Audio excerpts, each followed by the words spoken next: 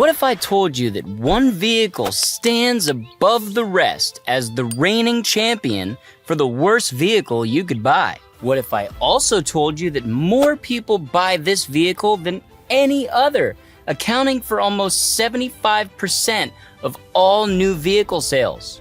I know what you're thinking. It's gotta be electric vehicles, right? But that would actually be wrong. The undisputed worst vehicle that you can buy, that millions buy every year, is actually the pickup truck. Don't leave the video. I know I just offended a lot of truck owners, but let's take a look at the facts. And to start things off, let's cover the cost of the vehicle. The average truck purchase will cost you $10,000 to $20,000 more than buying another vehicle of the same year and mileage. So out of the gate, we're spending a lot more money to buy a truck than any other vehicle. And now let's debunk almost every single defense that truck owners will use to justify buying a truck. First up, trucks are more reliable and last longer than other vehicles. Now, this is actually correct, but we have to remember there's a wide array of costs associated with vehicles that we have to keep in mind when we're deciding affordability. Sticker price alone is not the only cost when it comes to owning a vehicle, so we have to add up all the expenses to see the bottom dollar. So even though trucks typically are more reliable and last longer than other vehicles, when they do need repairs, it's usually more expensive, they cost more to insure, they cost more in fuel, and you'll have to pay more in taxes when you register your vehicle because of the higher sticker price. When you add all these things together, the bottom dollar leads to the truck, no matter how you slice it, costing more over time than any other vehicle.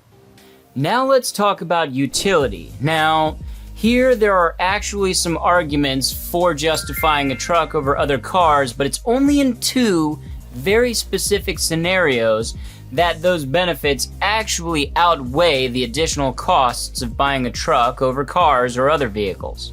Let's start with one thing though.